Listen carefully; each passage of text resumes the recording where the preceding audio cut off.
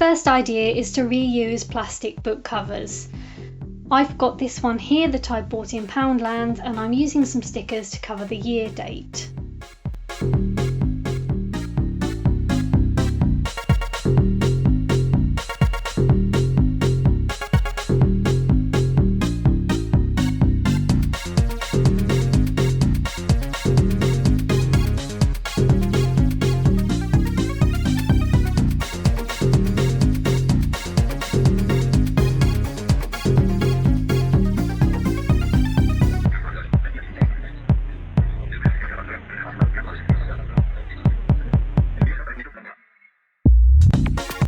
Idea number 2 is to use some hair grips.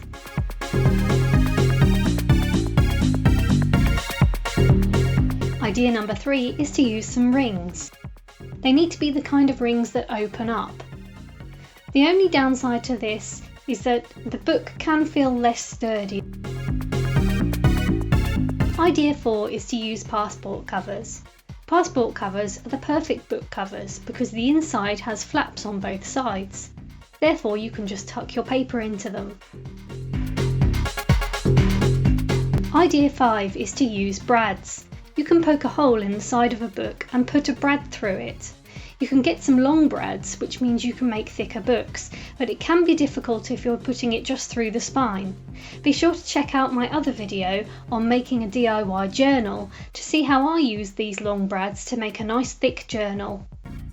Idea number 6 was a bit of an experiment for me.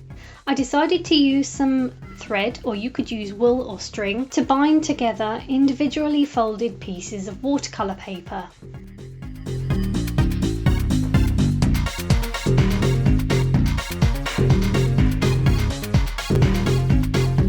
Essentially, I tied 2 pieces of thread together around the spine of a folded piece of paper.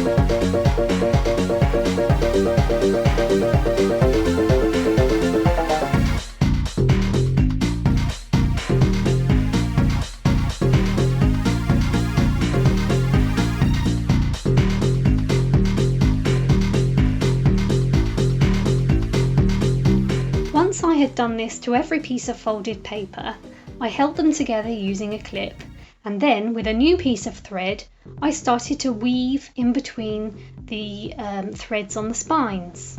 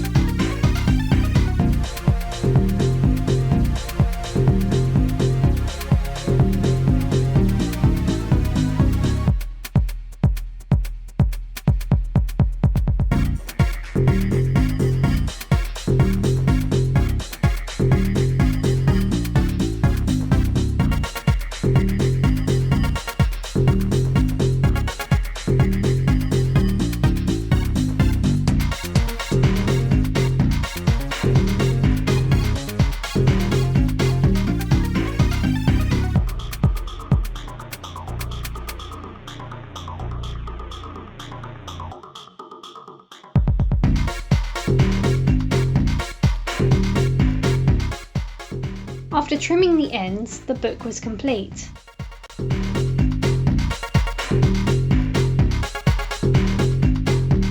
It's not perfect. When you open up the book, it is a bit gappy at the spine. But the great thing about this is that it can be perfect for use as a scrapbook. If you're going to be sticking lots of things inside a journal, then the book is going to get thicker. This way, the loose spine is a positive. That's all this time, but be sure to check out my other DIY sketchbook video where I showed a really easy way to make sketchbooks using hair elastics and other such elastics and threads.